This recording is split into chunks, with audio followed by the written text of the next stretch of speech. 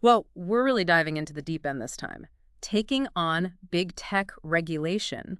With this article, forget antitrust. Regulate to let tech disrupt itself. I mean, the title alone, right? Christian Catalini, is he onto something revolutionary here or what? It definitely grabs your attention. And it's interesting, th- this conversation is happening right after yet another Apple lawsuit. $2 billion.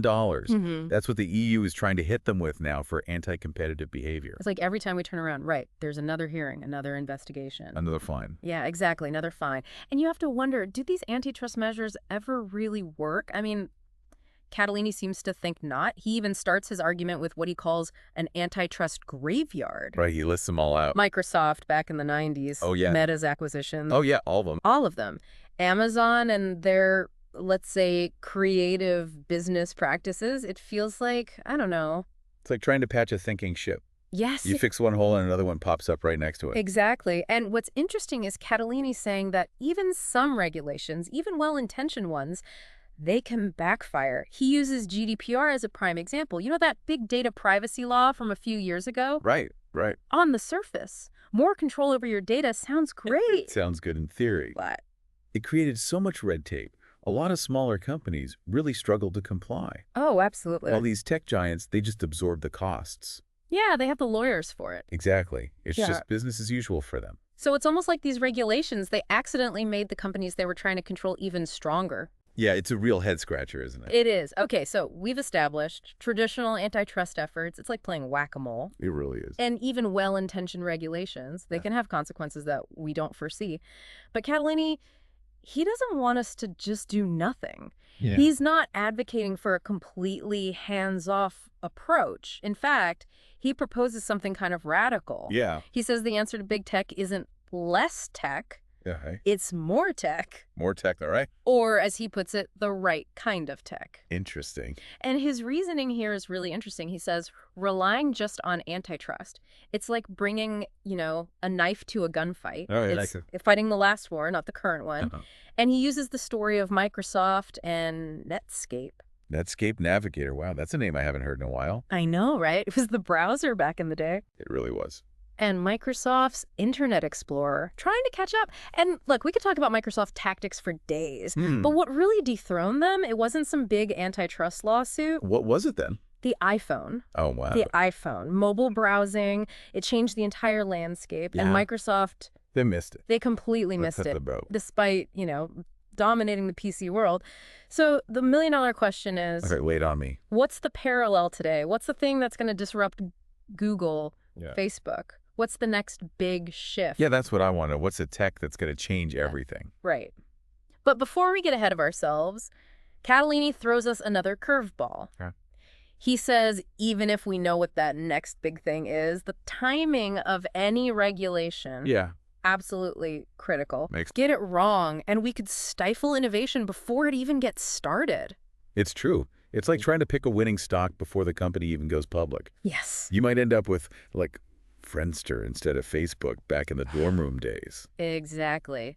But waiting too long to set some ground rules, that comes with its own risks. Oh, absolutely. He points to how the U.S. government is handling cryptocurrency, Yeah. all this uncertainty. There's a lot of uncertainty there. By dragging their feet, are they going to cede leadership to other countries who are, Who are moving more quickly. exactly, who are creating a more favorable environment for that innovation to happen? Interesting. So we've got traditional methods often failing. Right. Timing is everything. Yeah. So what's the alternative? All right, I'm ready. Catalini's solution, it all hinges on this concept of interoperability. Interoperability. It sounds a little buzzwordy, I know, It does a little bit. but it gets really interesting when you dig into it. Okay. It all goes back to the Latin roots of the word. Here we go. I know. I'm getting a little academic here, but it actually makes it much clearer. Right. So intermediary, literally in the middle. And that's exactly what these tech giants are right now, right? Yeah. They're the middlemen between us and everything we do online. Right. Messaging, shopping, information, everything. Everything. And interoperability, it means to work between. So instead of these walled gardens controlled by these big companies, imagine if everything worked together seamlessly. And it's funny because The early internet, it was actually built on this idea of interoperability. Yeah. You know, back in the day, The good old days. dial-up modems, flashing GeoCities pages.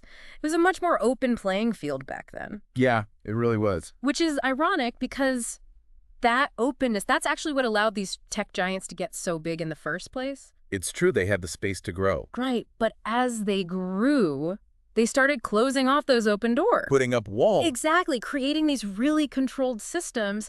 Think about it. You're on Facebook Messenger because everyone else you know is on it. Right. You're locked into Spotify because that's where all your playlists are. Makes sense? It's like you're stuck. Trapped in your own data. Yes. Okay, so back to interoperability. If this is the future, what does that actually look like? Yeah, paint me a picture. What changes? What's different? Okay, so imagine this. You want to send a message to a friend, and you don't even think about, do they use WhatsApp? Signal. Some new app we haven't even heard of yet. Okay. You just hit send. And it goes through. It just goes through. Because all these different platforms, they can just talk to each other. Wow. No more juggling a million apps or missing out on the conversation because you're not on the right platform. Right, right. But let's say, hypothetically, I'm sold. This all sounds great, but what are the bigger implications here? This has to go beyond just making my digital life a little easier, right? Oh, absolutely. I mean, this has the potential to be huge for the economy, Yeah, for individual empowerment. for sure. I mean, think about it. There's all this talk about how big tech stifles innovation. It's not hard to see why, right? Right, because these startups, they're forced to play in big tech sandbox. Exactly. They have to follow big tech's rules, which are obviously written in big tech's favor. It's like trying to start a new social media platform these days. I know. When everyone's already on, well, you know, it's Exactly. an uphill battle. It is. So in this interoperable world, imagine these startups. They're not at the mercy of these tech giants anymore. They can just focus on building the best product That's a game changer. because they know they can plug into this larger digital infrastructure. It levels the playing field. Yes. Instead of having to build the whole thing from scratch. It's almost like Like having to build your own roads just to start a delivery company. exactly. It's like, wow. Yeah. Kind of amazing anything gets built at all, right? It really is. But imagine if those roads, those pathways, Already there. they're already there. Open for everyone to use. And everyone can use them. That's what we're talking about with interoperability. More competition, more innovation, More choices. lower prices potentially. It sounds pretty utopian. It does, but it can't be this easy, right? What are the catches? Oh, absolutely not. It's not that simple. No magic button, huh? Definitely not. So, what are the challenges then with all this interconnectivity? Well, for one, think about the technical side of it. If all these platforms have to talk to each other, Yeah. who decides how they do that? Right. Who sets the standards? Exactly. We don't want to end up trading a handful of tech giants for a new set of rule makers. Definitely not. And then there's data privacy.